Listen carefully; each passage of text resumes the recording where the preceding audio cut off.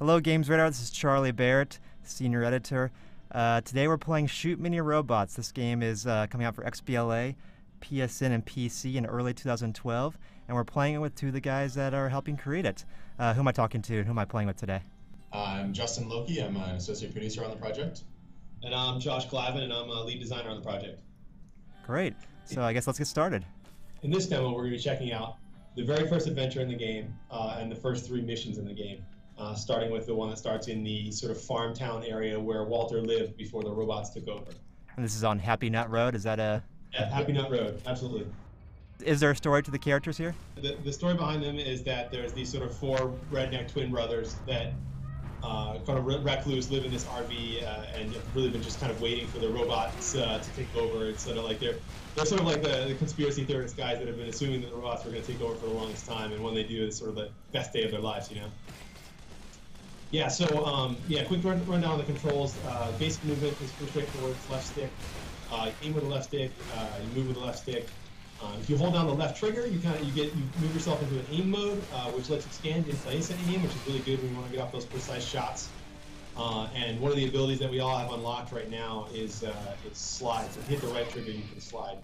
And here you can see in the tutorial pop up, any bullet in the game that's red, you can hit the, oh, nice one. All did it at the same time. You can hit the melee button, which is B, and punch those bullets back. It's a really good way to take out bigger robots really quickly. That becomes really important later on in the game. You can also see that Justin and I are wearing some different equipment than you are, Charlie. In a second, after we finish this level, we'll check out where that comes from. Upgrading your character, actually that's a great example right there.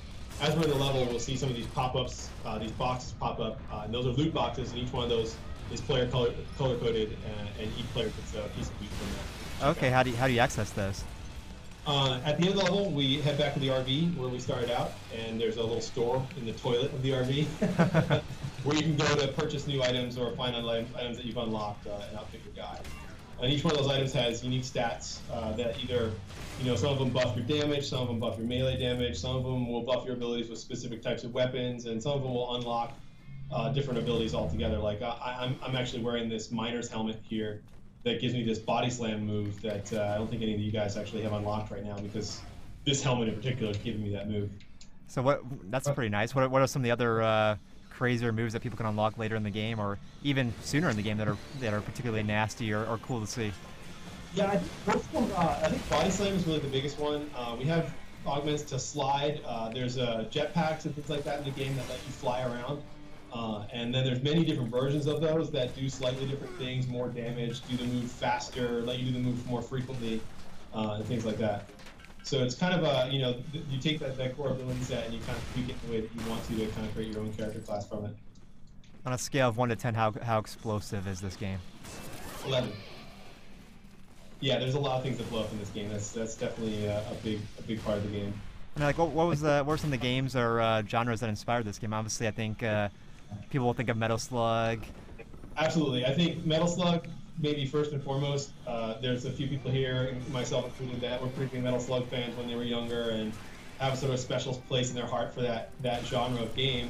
And not even just that genre, but also the sort of humor and foolishness that Metal Slug had in it. I think you'll see a little bit of this game, in the way that things blow up, in the items that you can unlock and wear, in what the robots do and what the robots are. I think you'll see a lot of that sort of Metal Slug influence.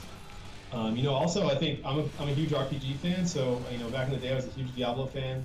I really thought that it would be a lot of fun to have a run and gun, Metal Slug type game that had those RPG elements in it, collectible items and guns, and the ability to sort of create your own character class and not just play through static to the same guy every time. Yes, I mean, so you talked a little bit about the customization already, but how different can these characters be from when you start to when you finish? I think as far as your abilities, your ability to put down damage, they're extremely different. But also, I think there's a lot of different ways, some subtle and some really straightforward, that you can create your own character class. For example, I have this miner helmet on, like I said, that gives me body slam, but I also have this backpack on that's basically a big ammo canister that lets me use this machine gun that I have. This machine gun has limited ammo, but with this big ammo canister on it, I can carry twice as much ammo, which gives me an opportunity to sort of be like the heavy weapons guy. Normally with this gun I might have 60 rounds of ammunition, but with this backpack on I can carry up to 200. So There's some of them that are subtle like that. There's some of them that are more straightforward. You know, there's an example of that is like a Viking helmet. There's a Viking helmet in the game that doubles your melee damage, and that kind of just makes you a melee character. Lets you do tons of damage with your melee. So it's not like a traditional RPG. I think we have character classes. You kind of create it on the fly and create it depending on what each level needs. You know, if you're having trouble beating a level, you might try to come up with a different set of items that are going to help you beat it. Or, you know, if you're playing with your buddies and you really want to work together, you might try to come up with items that are going to help you work together. I know our QA guys have all kinds of different strategies that they use to beat the game. So here's another thing I didn't mention during the level is every time you kill a robot, you see the nuts that pop out. Those nuts are the currency in the game. The more nuts you collect, the more items and weapons that you can buy. We collect those together, but at the end of the round, it tallies who got the most kills, and the person that gets the most kills gets a higher percentage of the share of nuts that we collected. So. Right. I got 41 kills, so I'm going to get a little bit more nuts than the rest of you did. Okay, so yeah. So we beat our first level, collected some nuts, leveled up a couple times. I think, what level are you now? You're level 3. If you head over to the toilet here, this is the store. Then you pop that sucker open. You can check out all the items that are available to you, items that you've unlocked, items that you already own, and check those out and buy yourself some sweet new equipment. All right, what do you guys recommend? So the way that the items break down are you have 3 different items that you can wear and 2 different weapons at any one time. And the items are a head item, a back item, and a leg item. And each one of those has different sets of abilities that they unlock or buffs that they have. And you kind of, like I said, try to combine them into things that are interesting, different setups, kind of create your own character class. Oh, okay. So I replaced the impending baldness. That was what I started with, so I replaced it with a 9-gallon hat. Got it. Yes. Good call. Yeah, so for your weapons, you have your primary weapon is sort of your basic, does pretty good damage, but has unlimited ammo. And your secondary weapon are your sort of bigger guns, your big machine guns, rocket launchers. We have a lot of crazy weapons in the game. We have freeze rays, flamethrowers, all that kind of stuff. And those all have limited ammo. They're sort of like your heavy, your high damage weapons. So are we heading to Cliff Survival now? Yep. Okay. Yeah, so we'll check that out. The game has 2 different modes. The one that we just played is sort of a traditional run and gun, Metal Slug style. Run from the left to the right, try to kill all the enemies. And this one is a little bit more. This one we call survival. This one's a little bit more like a horde mode. Okay, we're this little arena. And the camera's kind of pulled back a little bit here too. Oh, sorry. What? Yeah. The camera's pulled back a little bit so we can see more robots, see more of the level. And we're trying to survive as long as we can. There's 5 waves. Gotcha. Get more and more difficult as we go along.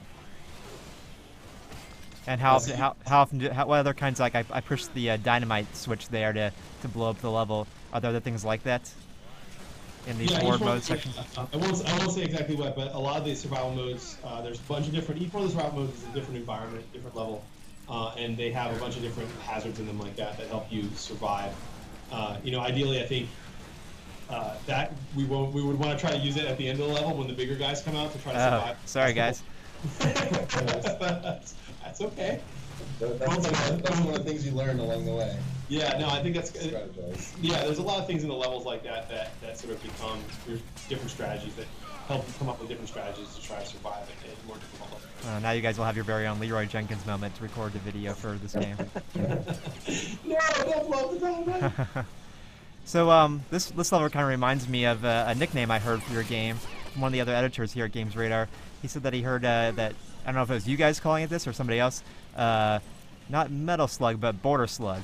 Yeah, it was actually, oddly enough, it was actually Cliff Blazinski that called it that. Oh, okay. Yeah, I mean, it's totally right. I think it's doubtless that this game was inspired a little bit by Borderlands 2. You know, I think we worked on Borderlands a couple of years ago. We had a lot of fun doing that, and we really enjoyed the game. So there's a lot of that as an inspiration in here for sure. And then I saw my player had it a second ago, and then one of your guys has had it. There's kind of a blue ghost following the avatar. What is that about? Yeah, there are different power-ups that drop. Each robot that we kill has a chance to drop potentially some loot or one of these power-ups, and the power-ups are sort of, they range from additional ammunition to a buff like Justin has right now, this little yellow halo that's around him, which gives him a better chance to do critical hits. So they can be really important in those critical moments when we're trying to survive that last wave of the level. You know, pick up a power-up that might just get us through. They're also kind of funny because they give you something to fight over. Like, if you remember, I don't know if you remember playing the Ninja Turtles game back in the day, people would always argue and fight over the pizzas. Sure, yeah. Or Smash Brothers a little bit. Yeah, like Smash Brothers a little bit. And so they're kind of a little bit they reinforced that idea of competition a little bit, where we're playing together, but there's a little bit of competition going on too. You know, try to see who can get the most kills, or you know, it's always fun to grief your friends when they get kills. Yeah, of course.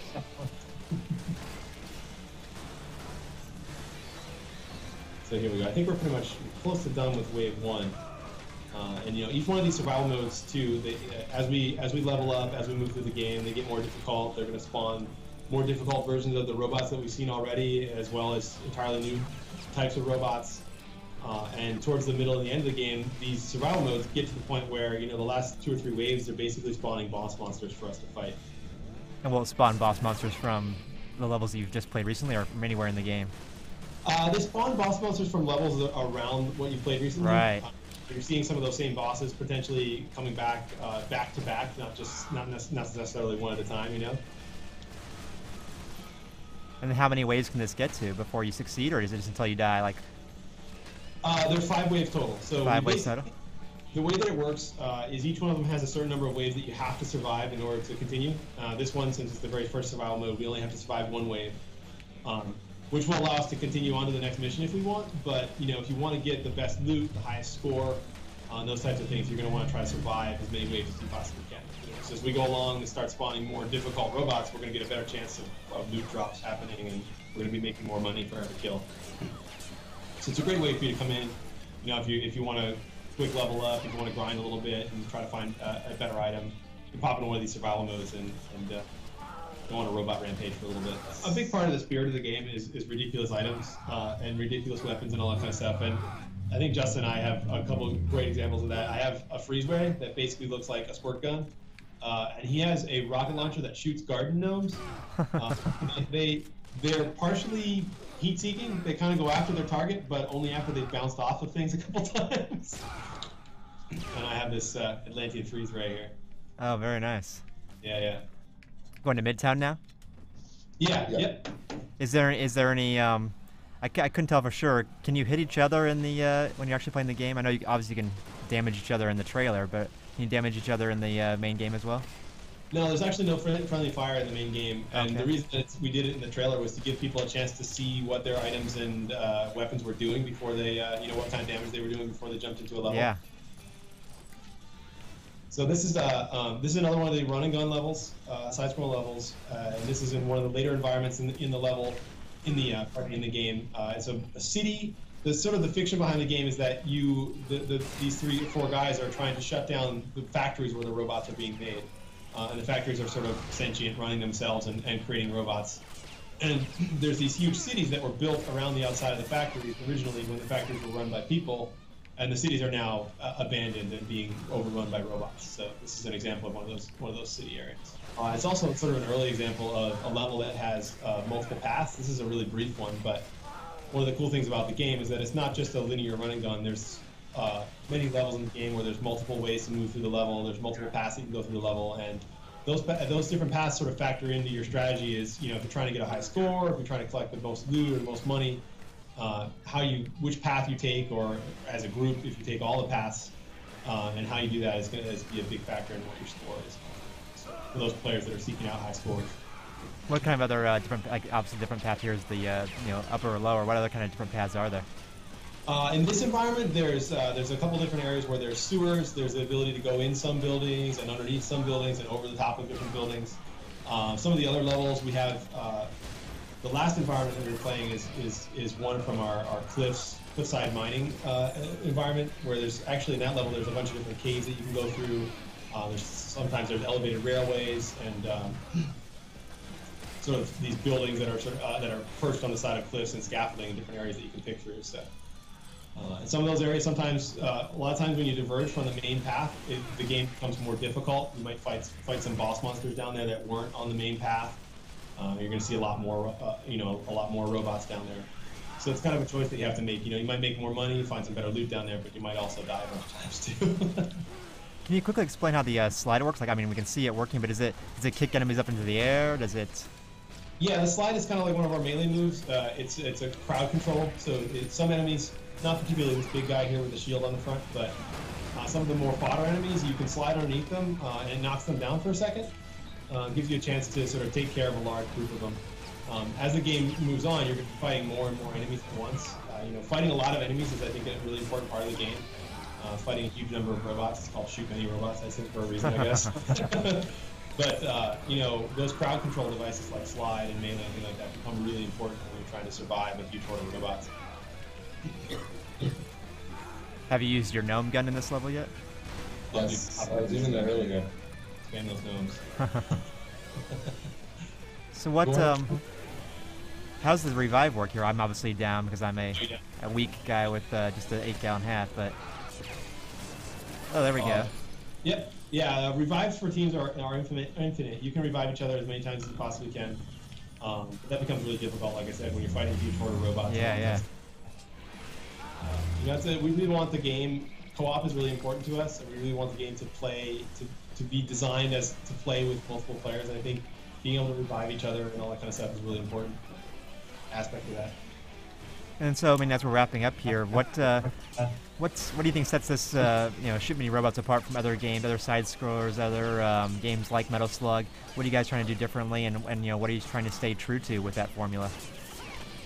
I think the things that we want to stay true to are some of those mechanics from the old games, like trying to get a high score and all that kind of stuff. That was really fun, trying to perfect a level, trying to figure out where the enemies are going to be and move through the level as quickly as you can. I think that's the stuff that we really want to remain true to. And I think the things that make Shoot Mini Robots different and sets it apart from some of those games is we worked really hard to give it a bit more fluid interface, and most importantly, RPG elements. This game is all about collecting ridiculous loot and ridiculous items, and so I think that's a huge part of it. Killing robots, making money, and buying yourself sweet gear. I think there's like 200 guns in the game now, and 200 or 300 different items, all with unique stats, all with unique effects and things like that. That I think is really what sets it apart. Okay, so thanks for showing us Shoot Mini Robots, guys. When can we expect to see it? It's gonna be out early 2012, first thing 2012. And what platforms is it on? XBLA, PSN, and then shortly afterwards, PC. Great, thanks for showing us the game, and thanks to those who are watching. Yeah, man, thank you for playing with us.